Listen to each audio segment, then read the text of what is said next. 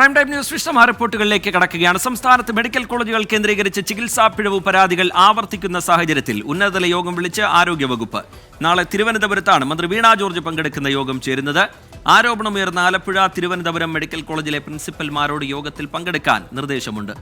ജില്ലാ മെഡിക്കൽ ഓഫീസർമാരും മറ്റുദ്യോഗസ്ഥരും യോഗത്തിൽ പങ്കെടുക്കും. ആരോഗ്യവകുപ്പിനെ പരോക്ഷമായി വിമർശിച്ച് അമ്പലപ്പുഴ MLA H. സലാം രംഗത്തെത്തി.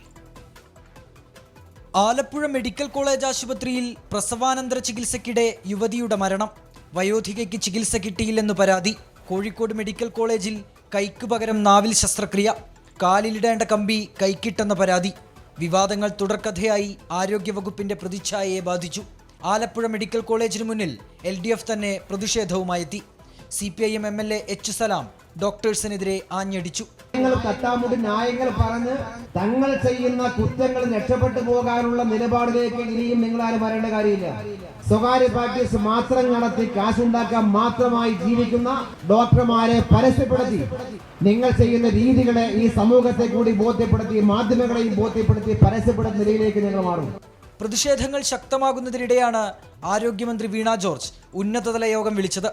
നാളെ തിരുവനന്തപുരത്ത് നടക്കുന്ന യോഗത്തിൽ ആരോഗ്യവകുപ്പ് സെക്രട്ടറി, മെഡിക്കൽ വിദ്യാഭ്യാസ director, Alappuzha, Kozhikode medical college പ്രിൻസിപ്പൽമാർ, വൈസ് പ്രിൻസിപ്പൽമാർ, സൂപ്രണ്ടുമാർ, ഡെപ്യൂട്ടി സൂപ്രണ്ടുമാർ തുടങ്ങിയവർ പങ്കെടുക്കും. കോഴിക്കോട്, ആലപ്പുഴ മെഡിക്കൽ കോളേജുകൾക്കെതിരെ ഉയർന്ന ആരോപണങ്ങളാകും പ്രധാന ചർച്ചാ വിഷയം. 24 കോഴിക്കോട്.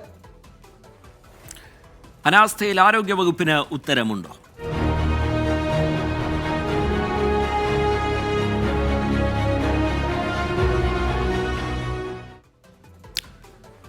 തിരുവനന്തപുരം തൈക്കാട് ആശുപത്രിയിൽ മരിച്ച ഗർഭസ്ഥ ശിശുവിന്റെ മൃതദേഹം പ്രതിഷേധങ്ങൾക്കൊടുവിൽ ബന്ധുക്കൾക്ക് വിട്ടു നൽകി. പത്തോളജിക്കൽ ഓട്ടോപ്സി പൂർത്തിയാക്കിയാണ് മൃതദേഹം വിട്ടു നൽകിയത്. കൃത്യസമയത്ത് ചികിത്സ കിട്ടാത്തതാണ് കുട്ടി മരിക്കാൻ കാരണമെന്ന് കുടുംബം ആരോപിച്ചിരുന്നു. കഴിഞ്ഞ 17-ാം തീയതി തിരുവനന്തപുരം SAT ആശുപത്രിയിൽ എത്തിയതാണ് ലിബുവും ഭാര്യ പവിത്രയും. മരിച്ച 8.5 മാസം പ്രായമായ പവിത്രയുടെ ഗർഭസ്ഥ ശിശുവിന്റെ മൃതദേഹം ശസ്ത്രക്രിയയിലൂടെ പുറത്തെടുത്തെങ്കിലും പോസ്റ്റ്മോർട്ടം നടപടികൾ നടത്തിയിരുന്നില്ല. 4 ദിവസമായി പോസ്റ്റ്മോർട്ടം നടത്താത്തതിനെ തുടർന്ന് ലിബുവും കുടുംബവും മെഡിക്കൽ കോളേജ് മോർച്ചറിക്ക് മുന്നിൽ ശവപ്പെട്ടിയുമായി കുത്തിയിരുന്ന് പ്രതിഷേധിച്ചു. എന്റെ ഭാര്യയ്ക്ക് കൃത്യമായിട്ടുള്ള ചികിത്സ ഈ തൈക്കാട് ഹോസ്പിറ്റലിൽ നിന്ന് കിട്ടിയില്ല. അതുകൊണ്ടാണ് എന്റെ കുഞ്ഞ് മരിച്ചത്. നമ്മുടെ കയ്യിൽ കിട്ടിയിട്ടില്ല. പക്ഷേ 17 കൊണ്ടുവന്നിട്ട് അന്നത്തെ ദിവസം ഒന്നും ചെയ്തില്ല. സിസേറിയൻ ചെയ്ത് പുറത്തെടുക്കുകയൊന്നും ചെയ്തില്ല. അപ്പം ഞങ്ങൾ ഈ ഒരു കാര്യം ഞങ്ങൾ ഈ ചികിത്സിച്ച ഡോക്ടറെ വിളിച്ച് ചോദിച്ചപ്പോൾ അത് കുഴപ്പമില്ല, ഒരു 2 ആഴ്ച ഈ മരിച്ച അവസ്ഥയിൽ കുട്ടി അമ്മയുടെ വയറ്റിൽ കിടന്നാലും അമ്മയ്ക്കൊന്നും സംഭവിക്കത്തില്ല എന്നുള്ളൊരു മറുപടി, വിചിത്രമായൊരു മറുപടിയാണ് നമ്മളത് പറഞ്ഞത്. 18-ാം തീയതി കുട്ടിയെ പുറത്തെടുത്തെങ്കിലും ഈ നിമിഷം വരെയും നമുക്ക് കുട്ടിയെ തിരിച്ചിട്ടില്ല. പ്രതിഷേധത്തെ തുടർന്ന് വൈകിട്ടോടെ നടപടികൾ പൂർത്തിയാക്കി. പത്തോളജിക്കൽ എക്സാമിനേഷൻ ലാബിലായിരുന്നു ഗർഭസ്ഥ ശിശുവിന്റെ ഓട്ടോപ്സി. കുടുംബത്തിന്റെ പരാതിയിൽ കേസെടുത്ത മെഡിക്കൽ കോളേജ് പോലീസ് തുടരന്വേഷണത്തിനായി തമ്പാനൂർ പോലീസിലേക്ക് അന്വേഷണം കൈമാറി. ഓട്ടോപ്സി റിപ്പോർട്ട് വന്നതിനു ശേഷം മറ്റു കാര്യങ്ങൾ തീരുമാനിക്കുമെന്ന് ബന്ധുക്കൾ പറഞ്ഞു. ഗർഭസ്ഥ ശിശുവിന്റെ മരണത്തിലേക്ക് നയിച്ചതിൽ ആശുപത്രി അധികൃതരുടെ ഭാഗത്തു നിന്ന് ഒരു വിശദീകരണവുമില്ല. ആരോഗ്യവകുപ്പും ഇടപെട്ടില്ല. ഇന്ന് നടന്ന പത്തോളജി ഓട്ടോപ്സിയുടെ ഫലം വന്ന ശേഷം തുടർ നടപടിയെന്നാണ് പോലീസും പറയുന്നത്. തിരുവനന്തപുരത്ത് നിന്നും MG പ്രതീഷ്, 24. പ്രൈം ടൈം ന്യൂസിലേക്ക് വീണ്ടും. ആരോഗ്യവകുപ്പിനെതിരെ ആരോപണവുമായി അമീബിക് മസ്തിഷ്ക ജ്വരം ബാധിച്ച് മരിച്ച മലപ്പുറം മുന്നിയൂർ സ്വദേശിയായ 5 വയസ്സുകാരിയുടെ കുടുംബം. വിദേശത്ത് നിന്ന് മരുന്നെത്തിക്കാൻ ആരോഗ്യവകുപ്പ് ഒരു നടപടിയും എടുത്തില്ല എന്ന് കുടുംബം ആരോപിച്ചു. ഇന്നലെ രാത്രിയാണ് ഹസൻ കോയ ഫസ്ന ദമ്പതികളുടെ മകൾ ഫദ്വ മരിച്ചത്. കുട്ടിയുടെ സംസ്കാരം ഇന്ന് നടന്നു. അത്യപൂർവ രോഗമായ മസ്തിഷ്ക ജ്വരം സ്ഥിരീകരിച്ച് ഒരാഴ്ചയ്ക്ക് ശേഷമാണ് മലപ്പുറം മൂന്നിയൂർ സ്വദേശിയായ 5 വയസ്സുകാരി ഫദ്വ മരണത്തിന് കീഴടങ്ങിയത്. കോഴിക്കോട് മെഡിക്കൽ കോളേജ് ആശുപത്രി വെന്റിലേറ്ററിലായിരുന്ന ഫദ്വ കഴിഞ്ഞ രാത്രിയാണ് മരിച്ചത്. അമീബിക് മസ്തിഷ്ക ജ്വരമെന്ന അപൂർവ രോഗം 5 വയസ്സുകാരിയുടെ ജീവൻ കവർന്നതിൽ കുടുംബവും നാട്ടുകാരും നടുക്കത്തിലാണ്. വിദേശത്ത് നിന്ന് മരുന്നെത്തിക്കുമെന്ന ആരോഗ്യവകുപ്പിന്റെ വാഗ്ദാനം പാലിക്കപ്പെട്ടില്ലെന്ന ബന്ധുക്കൾ ആരോപിച്ചു. മരുന്നിൻ്റെ ഒരു പ്രോബ്ലം ഉണ്ടായിരുന്നു. അപ്പോൾ അത് മരുന്ന് ഇതുവരെയായിട്ട് കിട്ടിയിട്ടില്ല. ഗവൺമെൻറ് ശ്രമിക്കുന്നുണ്ട്, ആരോഗ്യവകുപ്പ് ശ്രമിക്കുന്നുണ്ട് എന്നൊക്കെ പറഞ്ഞത്. പക്ഷെ ഇതുവരെയായിട്ടും ആ മരുന്ന് നമുക്ക് കിട്ടിയിട്ടില്ല. ആ മരുന്ന് തുടക്കത്തിലേ കിട്ടുകയാണെന്നുണ്ടെങ്കിൽ ചിലപ്പോൾ ഒരു പക്ഷേ നമ്മളെ കുട്ടി രക്ഷപ്പെട്ടായിരുന്നു. പ്രോട്ടോകോൾ പ്രകാരമുള്ള ചികിത്സ കുട്ടിക്ക് നൽകിയെന്നും രോഗത്തിന് ഫലപ്രദമായ മരുന്നില്ലെന്നുമാണ് കോഴിക്കോട് മെഡിക്കൽ കോളേജ് വിശദീകരിക്കുന്നത്. രോഗം മാറുമെന്ന് ഉറപ്പില്ലെങ്കിലും ജർമ്മനിയിൽ നിന്ന് മരുന്നെത്തിക്കാനുള്ള നടപടികൾ പുരോഗമിക്കുകയായിരുന്നുവെന്നും ആരോഗ്യവകുപ്പ് പറയുന്നു. അതേസമയം കുട്ടിക്ക് വൈറസ് ബാധ പകരാൻ ഇടയായി എന്ന് കരുതുന്ന കടലുണ്ടിപ്പുഴയുടെ മൂന്നിയൂർ ഭാഗത്ത് നിയന്ത്രണം തുടരുകയാണ്. ജാഗ്രത തുടർന്നുകൊണ്ടിരിക്കുകയാണ്. ആരോഗ്യവകുപ്പിൻ്റെ ഭാഗത്തു നിന്നും അതുപോലെ തന്നെ ഗ്രാമപഞ്ചായത്തിൻ്റെ ഭാഗത്തു നിന്നൊക്കെ കൃത്യമായ നിർദ്ദേശങ്ങളും കാര്യങ്ങളൊക്കെ ഉണ്ട്. ജാഗ്രതയിലാണ്. ഇപ്പോൾ കുട്ടികളാരും പുഴയിലിറങ്ങി കുളിക്കുന്നില്ല. ഫതുവക്കൊപ്പം പുഴയിൽ കുളിക്കാനിറങ്ങിയ നിരീക്ഷണത്തിലുണ്ടായിരുന്ന മറ്റു 3 കുട്ടികളുടെയും സ്രവപരിശോധനാ ഫലം നെഗറ്റീവായത് ആശ്വാസമായി. 24 തിരൂർ. പാലക്കാട് അഗളിയിൽ വ്യൂ പോയിന്റ് കാണാനെത്തി മലയിൽ കുടുങ്ങിയ യുവാക്കളെ RRT സംഘവും പോലീസും ചേർന്ന് രക്ഷപ്പെടുത്തി. മലപ്പുറം മേലാറ്റൂർ സ്വദേശികളാണ് മഴയും ഇരുട്ടും കനത്തതോടെ വഴിതെറ്റി വനത്തിൽ കുടുങ്ങിയത്. കണ്ടിയൂർ മലവാരത്തിൽ അനധികൃതമായി പ്രവേശിച്ചതിന് യുവാക്കളെ അറസ്റ്റ് ചെയ്തു.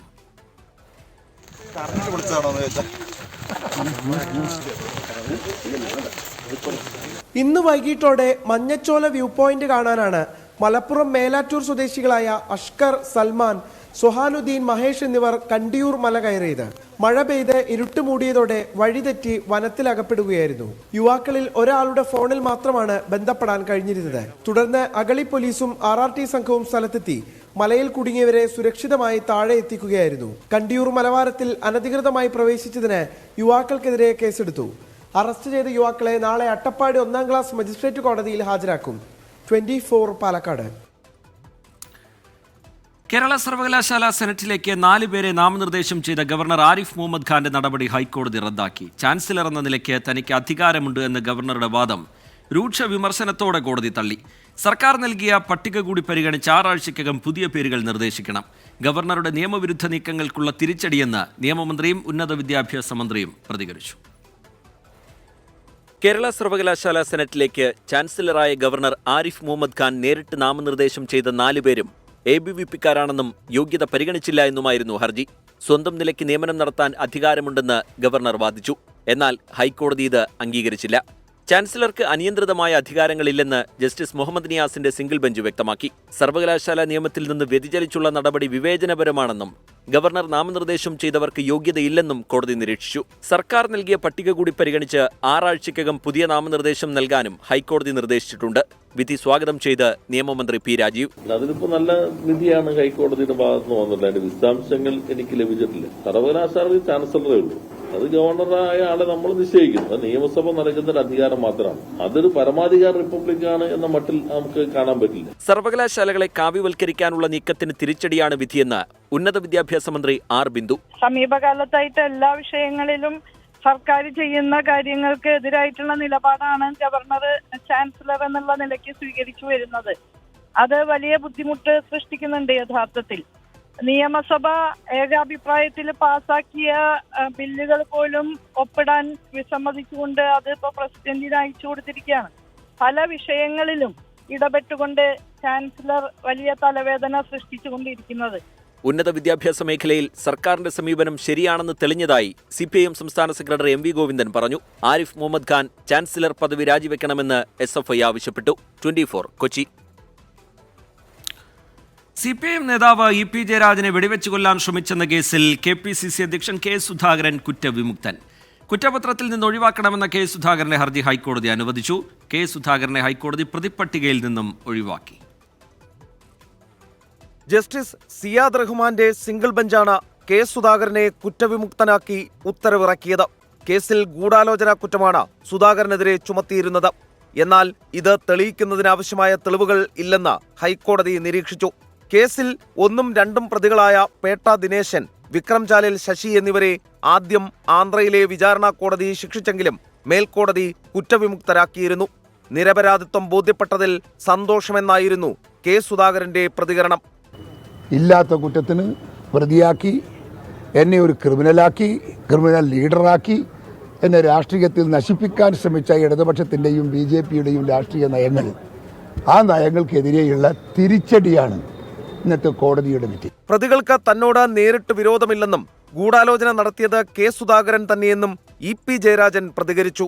സർക്കാർ അപ്പീൽ നൽകണമെന്നും താനും നിയമ നടപടി സ്വീകരിക്കുമെന്നും EP ജയരാജൻ.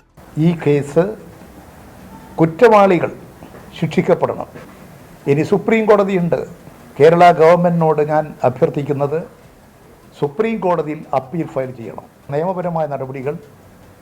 ഞാനും സ്വീകരിക്കാൻ ഉദ്ദേശിക്കുകയാണ്. കാരണം സുധാകരൻ പലപ്പോഴും രക്ഷപ്പെട്ടിട്ടുള്ള ആളാണ്. 2016 കേസിൽ കുറ്റവിമുക്തനാക്കണമെന്നാവശ്യപ്പെട്ട് കെ സുധാകരൻ ഹൈക്കോടതിയെ സമീപിച്ചത്. 1995 ഏപ്രിൽ 12 ട്രെയിൻ യാത്രക്കിടെയാണ് ഇ.പിക്കെതിരെ വധശ്രമമുണ്ടായത്. തിരുവനന്തപുരത്ത് താമസിച്ച കെ സുധാകരൻ ജയരാജനെ കൊലപ്പെടുത്താൻ ഗൂഢാലോചന നടത്തിയെന്നായിരുന്നു കേസ്. എസ് ശ്രീകാന്ത്, 24, കൊച്ചി. കാൽ നൂറ്റാണ്ടിന്റെ പഴക്കമുണ്ട് ഇ.പി. ജയരാജൻ വധശ്രമ കേസിന്. കണ്ണൂരിന്റെയും കേരളത്തിന്റെയും രാഷ്ട്രീയ ചരിത്രത്തിൽ സുപ്രധാനമായ കേസ്. അതിന്റെ പേരിലുള്ള നിയമപരവും രാഷ്ട്രീയവുമായ പോരാട്ടങ്ങൾ ഹൈക്കോടതി വിധിയോടെ അവസാനിക്കുന്നതല്ല. കണ്ണൂരിലെ രാഷ്ട്രീയ ചരിത്രത്തിന് ചോരമടക്കുന്ന നിരവധി അധ്യായങ്ങളുണ്ട്. ഇ.പി. ജയരാജന് നേരെയുണ്ടായ വധശ്രമം രാഷ്ട്രീയ കേരളത്തെ തെല്ലൊന്നുമല്ല ഉലച്ചത്. ആക്രമണത്തിനിരയാകുമ്പോൾ കണ്ണൂർ ജില്ലാ സെക്രട്ടറിയും MLA-യുമായിരുന്നു ജയരാജൻ. ചണ്ഡീഗഡിലെ പാർട്ടി കോൺഗ്രസ് കഴിഞ്ഞ് കേരളത്തിലേക്ക് മടങ്ങുമ്പോൾ 1995 ഏപ്രിൽ 12 ജയരാജന് വെടിയേറ്റത്. കാൽ നൂറ്റാണ്ട് പിന്നിട്ടിട്ടും തീരാത്ത വിവാദവും കേസും. CPIM-ന്റെ ആരോപണങ്ങൾ ഇങ്ങനെ: കെ സുധാകരന്റെ നേതൃത്വത്തിൽ കൊലയാളി സംഘത്തെ നിയോഗിച്ചു. RSS ബന്ധമുള്ള വക്രംചാലിൽ ശശിയും പേട്ട ദിനേശനും നേതൃത്വം നൽകി. തോക്ക് സംഘടിപ്പിച്ച് കൈമാറിയത് കെ സുധാകരൻ. കൊല്ലാൻ ലക്ഷ്യമിട്ടത് പിണറായി വിജയനെ. ഇരയായത് ഇ.പി. ജയരാജൻ. അന്നു മുതൽ ഈ ആരോപണങ്ങളെ കോൺഗ്രസും കെ സുധാകരനും തള്ളിപ്പറയുന്നു.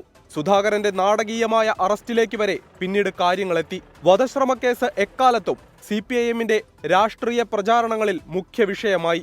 ചെന്നൈ റെയിൽവേ പോലീസാണ് ആദ്യം കേസെടുത്തത്. കൃത്യത്തിൽ നേരിട്ട് പങ്കാളികളായവരിൽ 2 പേരെ ആന്ധ്രയിലെ ഓംകോർ കോടതി ശിക്ഷിച്ചു. ഗൂഢാലോചന കേസിൽ കെ സുധാകരൻ അറസ്റ്റിലായി. കേസ് പുരോഗമിക്കുന്നതിനിടെയാണ് കെ സുധാകരൻ ഹൈക്കോടതിയെ സമീപിക്കുന്നതും ഒടുവിൽ അനുകൂല ഉത്തരവ് സമ്പാദിക്കുന്നതും. CPIM-ഉം ഇ.പി. ജയരാജനും ഇക്കാലമത്രയും പ്രധാന ആയുധമാക്കിയ കേസിലാണ് കെ സുധാകരന് രാഷ്ട്രീയ വിജയം നേടാനാകുന്നത്.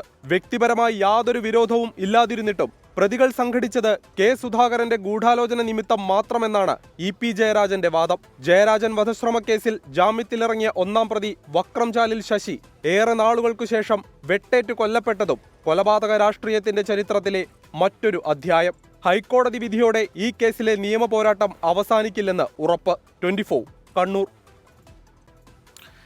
പെരിയാറിൽ മീനുകൾ കൂട്ടത്തോടെ ചത്തുപൊങ്ങിയതിൽ മലിനീകരണ നിയന്ത്രണ ബോർഡും ഫിഷറീസ് വകുപ്പും റിപ്പോർട്ട് നൽകണമെന്ന് എറണാകുളം ജില്ലാ കളക്ടർ NSK ഉമേഷ്. വ്യവസായ സ്ഥാപനങ്ങൾ രാസമാലിന്യം ഒഴുക്കിയിട്ടുണ്ടോ എന്ന് പരിശോധിക്കും. വീഴ്ച കണ്ടെത്തിയാൽ നടപടിയെന്നും ജില്ലാ കളക്ടർ വ്യക്തമാക്കി. മത്സ്യകർഷകരുടെ നഷ്ടം വിലയിരുത്താൻ സമിതി രൂപീകരിച്ചു. എറണാകുളം എടയാർ വ്യവസായ മേഖലയിലാണ് പെരിയാറിലെ മീനുകൾ ചത്തുപൊങ്ങിയത്. ആലുവ മുതലുള്ള ഭാഗങ്ങളിൽ വെള്ളത്തിന് നിറമാറ്റവും രൂക്ഷഗന്ധവുമുണ്ട്. ജലത്തിൽ ഓക്സിജന്റെ അളവ് വളരെ കുറഞ്ഞതോടെയാണ് മീനുകൾ ചത്തുപൊങ്ങിയത്.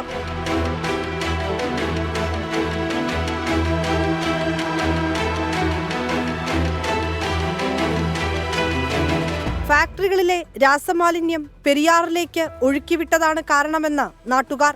ചത്ത മീനുകളുമായി കർഷകർ പ്രതിഷേധിച്ചു. ഞങ്ങളുടെ ഒരു പ്രതിഷേധം അറിയിക്കാൻ വേണ്ടി തന്നെയാണ് ഇവിടെ വന്നത്. പക്ഷെ അവരുടെ പ്രതികരണം എന്ന് പറയുന്നത് ഇനി ഈ വെള്ളമൊക്കെ പരിശോധിച്ച് എന്ന നടപടി ഇവർക്കൊന്നും എടുക്കാൻ സാധിക്കില്ല എന്നുള്ളത് തന്നെയാണ് നമ്മളുടെ മുൻകാല അനുഭവങ്ങൾ. ഇനി ഈ നഷ്ടപ്പെട്ട കർഷകരുടെ നഷ്ടം ആര് നികത്തുമെന്നുള്ളതാണ്. ജില്ലാ കളക്ടറുടെ നേതൃത്വത്തിൽ അടിയന്തര യോഗം ചേർന്ന വിഷയം ചർച്ച ചെയ്തു. ഫാക്ടറികളുടെ പങ്ക് പരിശോധിക്കും. അവിടെ ഇൻഡസ്ട്രീസ്, അവിടെ ഈ ഏലൂർ എടയാർ ഭാഗത്താണ് ഈ സംഭവം ഉണ്ടായിട്ടുള്ളത്. അവിടെയുള്ള ഇൻഡസ്ട്രീസുടെ എഫ്ലുവൻസ് എന്തെങ്കിലും ഔട്ട്ഫ്ലോ ആയിട്ടുണ്ടോ എന്ന് ഒരു പരിശോധന. അവിടെ PCBയുടെ സർവൈലൻസ് ക്യാമറാസ് ഉണ്ട്. അതിന് അടിയന്തരമായിട്ട് റിപ്പോർട്ട് കൊടുക്കാൻ പറഞ്ഞിട്ടുണ്ട് പരിശോധിച്ചിട്ട്. മത്സ്യ കർഷകർക്കുണ്ടായ നഷ്ടം പരിശോധിക്കാൻ കളക്ടറുടെ നേതൃത്വത്തിൽ പ്രത്യേക കമ്മിറ്റി രൂപീകരിച്ചു.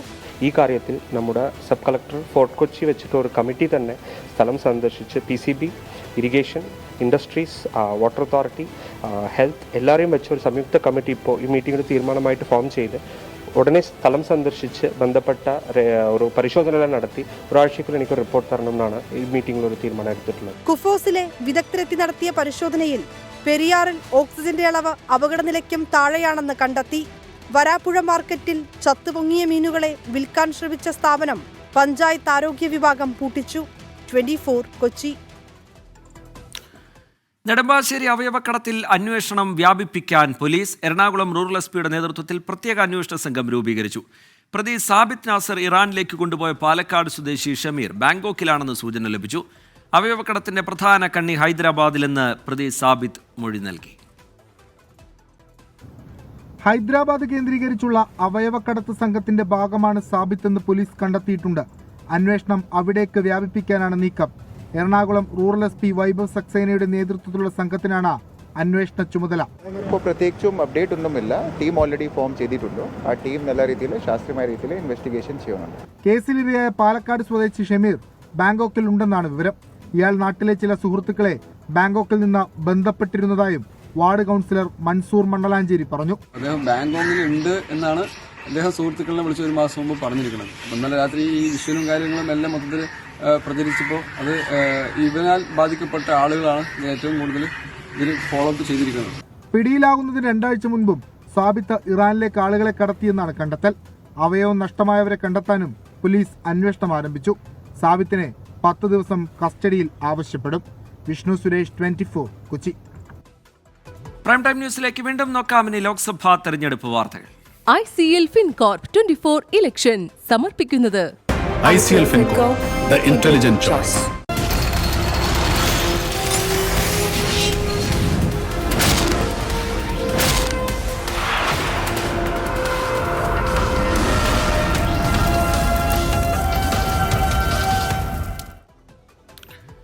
ലോക്സഭാ തെരഞ്ഞെടുപ്പിൽ 5ാം ഘട്ട വോട്ടെടുപ്പ് പൂർത്തിയായതോടെ ഇന്ത്യ സഖ്യത്തിന്റെ തോൽവി ഉറപ്പിച്ചെന്ന് പ്രധാനമന്ത്രി നരേന്ദ്രമോദി.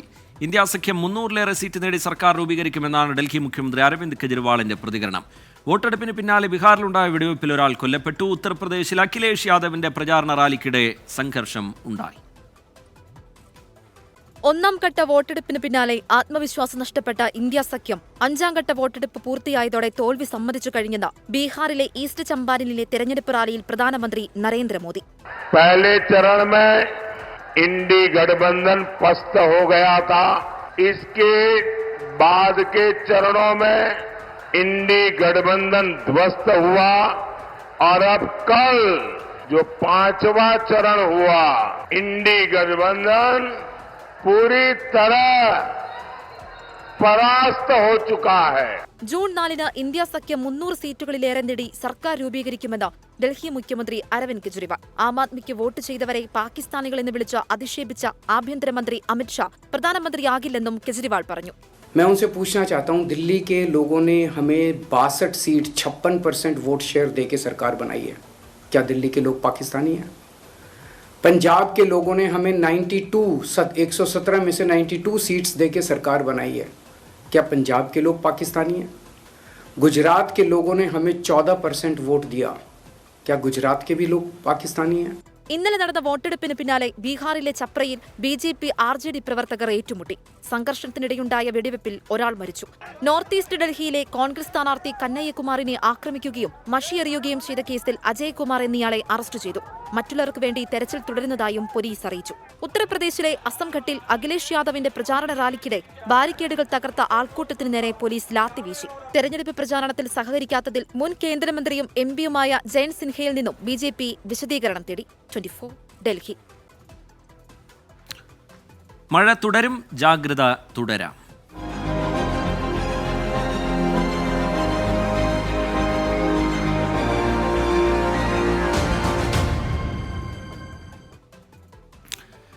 കേരള തീരത്തും ചക്രവാത ചുഴി സംസ്ഥാനത്ത് 3 ദിവസം കൂടി അതിശക്തമായ മഴ തുടരുമെന്ന് കേന്ദ്ര കാലാവസ്ഥാ വകുപ്പിന്റെ മുന്നറിയിപ്പ്. അടുത്ത 3 ദിവസം 14 ജില്ലകളിലും മഴ മുന്നറിയിപ്പ് നൽകി. തിരുവനന്തപുരം, കൊല്ലം, പത്തനംതിട്ട, ആലപ്പുഴ, കോട്ടയം, എറണാകുളം, ഇടുക്കി, തൃശൂർ ജില്ലകളിൽ ഇന്ന് ഓറഞ്ച് അലേർട്ട് പ്രഖ്യാപിച്ചു. 6 ജില്ലകളിൽ യെല്ലോ അലേർട്ടുണ്ട്. പത്തനംതിട്ട, ഇടുക്കി ജില്ലകളിൽ നാളെയും ഇടുക്കി, പാലക്കാട് ജില്ലകളിൽ മറ്റന്നാളും റെഡ് അലേർട്ട് പ്രഖ്യാപിച്ചിട്ടുണ്ട്. മഴയ്ക്കൊപ്പം ശക്തമായ കാറ്റിനും ഇടിമിന്നലിനും സാധ്യതയുണ്ട്. ജനങ്ങൾ ജാഗ്രത പാലിക്കണമെന്ന് നിർദ്ദേശം. കനത്ത മഴയിൽ ആലുവ മെട്രോ സ്റ്റേഷന് സമീപത്തുള്ള വീട്ടിൽ വെള്ളം കയറി. വീട്ടുപകരണങ്ങൾ നശിച്ചു. ഓട നിറഞ്ഞാണ് വെള്ളം കയറിയത്. എബിൻ ജോസ് തയ്യാറാക്കിയ റിപ്പോർട്ടിലേക്കാണ് ഇനി. കൊച്ചിയിൽ കഴിഞ്ഞ അരമണിക്കൂറിലധികമായി ശക്തമായ മഴയായിരുന്നു പെയ്തത്. ഈ മഴയിലാണ് ആലുവ മെട്രോ സ്റ്റേഷന് പുറകിലുള്ള ഒരു വീട്ടിൽ ഓടയിൽ നിന്ന് വെള്ളം കയറി ഗൃഹോപകരണങ്ങൾ ഉൾപ്പെടെ നശിച്ച സാഹചര്യമുണ്ടായത്. കഴിഞ്ഞ കുറേ വർഷങ്ങളായി ഈ സ്ഥിതി ഉണ്ടെന്നാണ് ഇവിടുത്തെ വീട്ടുകാരടക്കം പറയുന്നത്. ശക്തമായ മഴ പെയ്യുമ്പോൾ ഓടയിൽ നിന്ന് വെള്ളം കയറുന്നു. ഈ വീട്ടിൽ നിറയെ വെള്ളം കയറുന്ന ഒരു സാഹചര്യമുണ്ട്. അതുപോലെ തന്നെ ഗൃഹോപകരണങ്ങൾ നശിക്കുന്ന സാഹചര്യമുണ്ട്. ഇത് പലപ്പോഴും പതിവായിട്ടുള്ള സാഹചര്യമാണ്. കാരണം ഓടയുടെ നിർമ്മാണം കൃത്യമായി നടക്കാത്തതാണ് ഇതിന് കാരണമെന്നാണ് വീട്ടുകാർ ഉൾപ്പെടെ പറയുന്നത്. നമുക്ക് ഈ വീട്ടുകാരോട് ചോദിച്ചാൽ അതിന്റെ കൃത്യമായ കാര്യങ്ങൾ പറയും. പക്ഷേ ഇത് എപ്പോഴായിരുന്നു വെള്ളം കയറി തുടങ്ങിയത്? ഇതിപ്പം മഴ പെയ്തിട്ട് ഒരു അരമണിക്കൂർ ആയില്ല, 10-15 മിനിറ്റ് ആയപ്പോഴത്തേക്കും ബാക്കിൽ കാണേണ്ട അവിടുന്ന് നിറഞ്ഞിട്ട് ഇങ്ങനെ വരിക ചെയ്യുക വെള്ളം. ഇത് 2018 വെള്ളപ്പൊക്കത്തിന് ശേഷം ഒരു ദിവസം മഴ പെയ്താൽ മതി, എനിക്ക് ഇതിനകത്ത് കംപ്ലീറ്റ് വെള്ളം. 4ാമത്തെ തവണ ഞാൻ ഈ ഫർണിച്ചർ വാങ്ങിയിരുന്നത്. ഇപ്പൊ എന്റെ മകളുടെ ഡെലിവറിക്ക് വേണ്ടിയിട്ട് ഇപ്പൊ ഞാനിവിടെ 3 മാസമായിട്ട് താമസമായിട്ടുള്ളൂ. പക്ഷെ ഇതിന്റെ ഇടയിൽ ഇപ്പൊ 4 പ്രാവശ്യം എനിക്ക് ഓട ക്ലീൻ ചെയ്യാറില്ല. അവിടെ ഇല്ല ഓട ക്ലീൻ ചെയ്യാറില്ല. ഞാൻ കളക്ടർക്ക് കൊടുത്തിട്ടുണ്ട്, മുനിസിപ്പൽ ഓഫീസിൽ കൊടുത്തിരുന്നു. എന്താ മറുപടി പറയുന്നത്?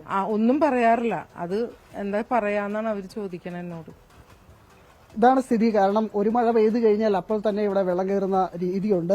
അത് പ്രധാനമായും ഓടയുടെ ക്രമീകരണങ്ങൾ കൃത്യമായി നടത്താത്തതാണ്, ശുചീകരണങ്ങൾ കൃത്യമായി നടത്താത്തതാണ് എന്നുള്ള ആരോപണം വീട്ടുകാർ തന്നെ ഉന്നയിക്കുന്നുണ്ട്. ഗൃഹോപകരണങ്ങളൊക്കെ വെള്ളം കയറി നശിക്കുന്ന പതിവാണ്. ഏതായാലും ഇപ്പോൾ നിലവിൽ മഴയ്ക്ക് ശമനമുണ്ട് എങ്കിൽ പോലും മഴയുടെ സാഹചര്യം ഇപ്പോഴും നിലനിൽക്കുന്നുണ്ട്. ക്യാമറമാൻ അരുണോടൊപ്പം എബിൻ ജോസ്, 24 കൊച്ചി. കാസർഗോഡ് ഇടിമിന്നലിന്റെ ആഘാതത്തിൽ വീടിന്റെ ഓട് തകർന്ന അമ്മയ്ക്കും മക്കൾക്കും പരിക്കേറ്റു. കാസർഗോഡ് പൈവളികയിലാണ് സംഭവം. കനത്ത മഴയിൽ ദേശീയപാത നവീകരണം നടക്കുന്ന ചെറുവത്തൂർ കൊവ്വലിൽ റോഡിൽ വെള്ളം കയറി.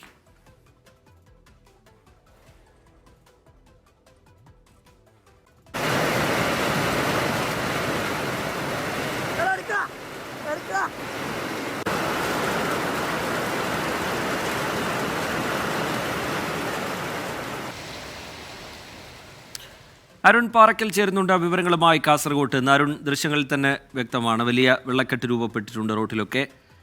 എന്താണ് വിവരങ്ങൾ അരുൺ പാറക്കൽ?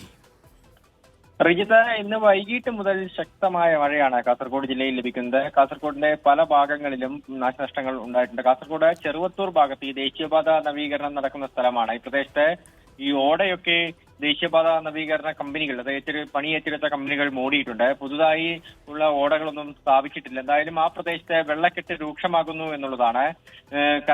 മഴ ശക്തമാകുന്നതോടുകൂടി ഈ വെള്ളം ഒലിച്ചു പോകാൻ മറ്റൊരു ഇടമില്ലാത്തൊരു സാഹചര്യം ഉണ്ടാകുന്നു. ഈ വെള്ളം കെട്ടി നിൽക്കുന്ന ഒരു സാഹചര്യമാണ്. വൈകിട്ട് ഈ ചെറുവത്തൂർ മേഖലയിൽ ശക്തമായ വെള്ളക്കെട്ടുണ്ടായിരിക്കുന്നു. അത് കരാർ കമ്പനി ഇടപെട്ട, നാട്ടുകാരുടെ പ്രതിഷേധമൊക്കെ ഉണ്ടായതോടുകൂടി കരാർ കമ്പനി ഇടപെട്ട വെള്ളം പുറത്തേക്ക് ഒഴുക്കാനുള്ള ഒരു നടപടി കൈക്കൊണ്ടിട്ടുണ്ട്. ഇന്ന് വൈകിട്ടാണ് പൈവളികയിൽ ഇടിമിന്നലുണ്ടായത്. 3 പേർക്കാണ് പരിക്കേറ്റത്. 2 വീടുകൾക്കും കേടുപാടുണ്ടായി.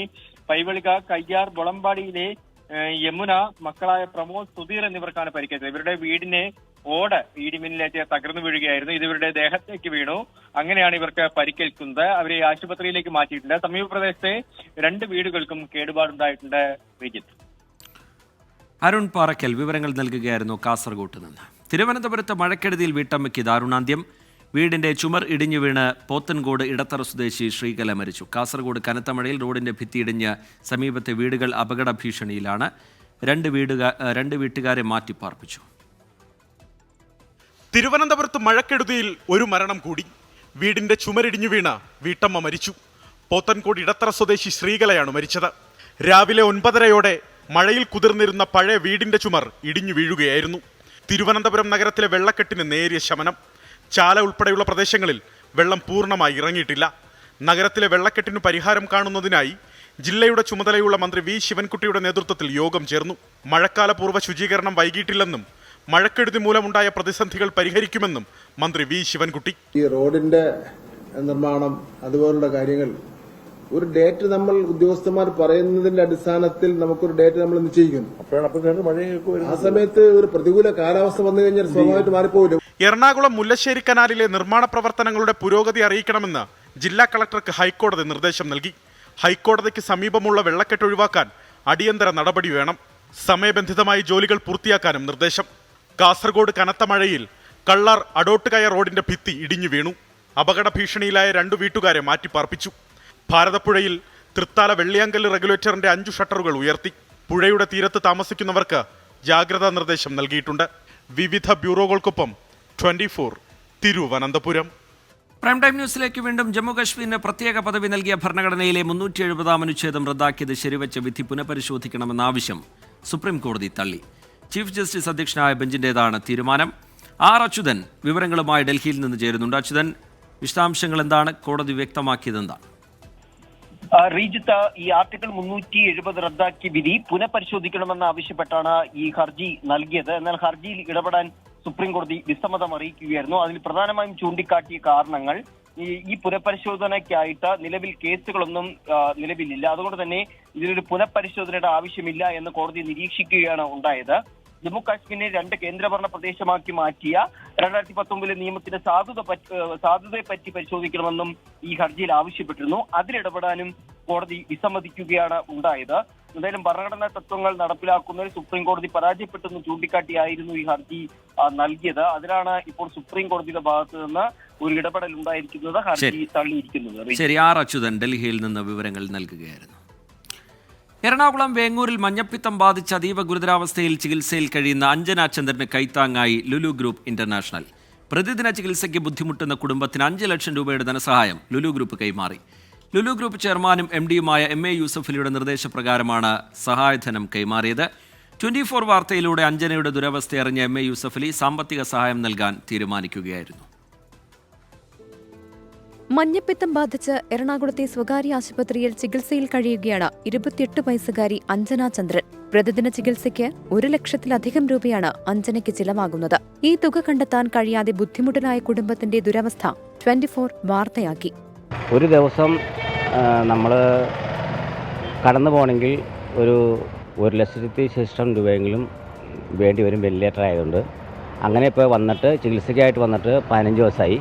മോളുടെ കൂട്ടുകാരുടെ സഹായത്തോടുകൂടി ഒരു സഹായനിധി പോലത്തെ അക്കൗണ്ട് തുറക്കുകയും അതിലേക്ക് എല്ലാവരും സംഭാവനയൊക്കെ ചെയ്തും പിന്നെ ആളുകളിൽ നാട്ടുകാരുടെയൊക്കെ സഹായത്തോടുകൂടിയാണ് ഞങ്ങൾ ഇപ്പോൾ ചികിത്സ നടത്തിക്കൊണ്ടിരിക്കുന്നത്.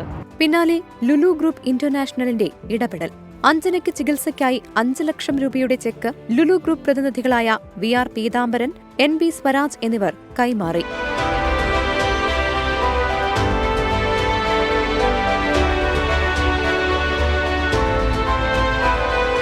വലിയൊരു സഹായമാണ് ലുലു ഗ്രൂപ്പിൻ്റെ ഭാഗത്തു നിന്ന് ഉണ്ടായിരിക്കുന്നത്.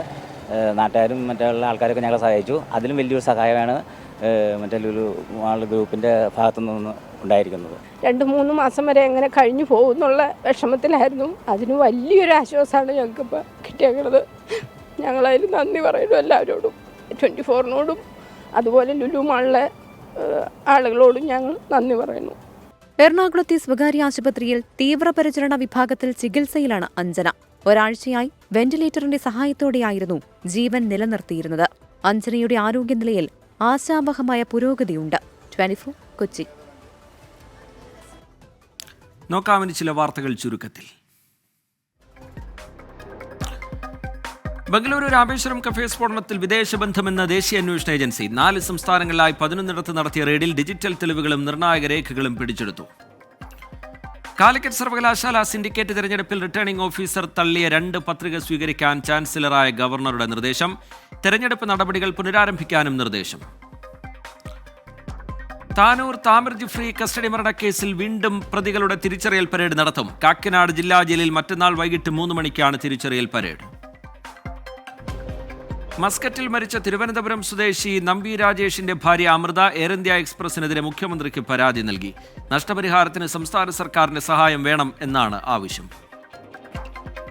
തിരുവനന്തപുരത്തെ മേയർ KSRTC ഡ്രൈവർ തർക്കത്തിൽ മേയർ ആര്യ രാജേന്ദ്രന്റെ രഹസ്യമൊഴി രേഖപ്പെടുത്തി. ചീഫ് ജുഡീഷ്യൽ മജിസ്ട്രേറ്റ് കോടതി 3-ലാണ് മൊഴി രേഖപ്പെടുത്തിയത്. കൊൽക്കത്ത ഹൈക്കോടതി മുൻ ജഡ്ജിയും BJP ലോക്സഭാ സ്ഥാനാർത്ഥിയുമായ അഭിജിത് ഗംഗോപാധ്യായയ്ക്ക് പ്രചാരണത്തിന് വിലക്ക്. മുഖ്യമന്ത്രി മമതാ ബാനർജിയെ അധിക്ഷേപിച്ചു എന്ന പരാതിയിലാണ് തെരഞ്ഞെടുപ്പ് കമ്മീഷന്റെ നടപടി. പ്രൈം ടൈം ന്യൂസിലേക്ക് വീണ്ടും. 2024 JEE മെയിൻ ഫലത്തിൽ പാലാ ബ്രില്യന്റ് സ്റ്റഡി സെന്ററിന് സമ്പൂർണ്ണ ആധിപത്യം. ആർക്കിടെക്ചറിലും പ്ലാനിംഗിലും ബ്രില്യന്റിലെ വിദ്യാർത്ഥികൾ 1ാം റാങ്കുകൾ സ്വന്തമാക്കി.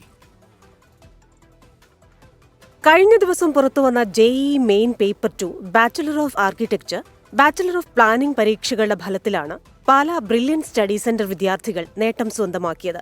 ദേശീയ സ്ഥാപനങ്ങളായ NIT-കളിലും സ്കൂൾ ഓഫ് പ്ലാനിംഗ് ആൻഡ് ആർക്കിടെക്ചറിലേക്കും പ്രവേശനത്തിനുള്ള പരീക്ഷയാണിത്. നേരത്തെ പേപ്പർ 1 BTech ഫലം പ്രഖ്യാപിച്ചപ്പോൾ ബ്രില്യന്റിലെ വിദ്യാർത്ഥി ഹാഫിസ് റഹ്മാനായിരുന്നു സംസ്ഥാനത്ത് 1ാമതെത്തിയത്. B പ്ലാനിംഗിൽ S രാജ്കൃഷ്ണ ദേശീയതലത്തിൽ 13ാം റാങ്കോടെ കേരളത്തിൽ 1ാമനായി. ബിആർക്കിൽ അഖിലേന്ത്യാ തലത്തിൽ 43-ാം റാങ്കും കേരള ഫസ്റ്റും ബ്രില്യന്റിലെ ദേവ് പോൾ ജോയി കരസ്ഥമാക്കി.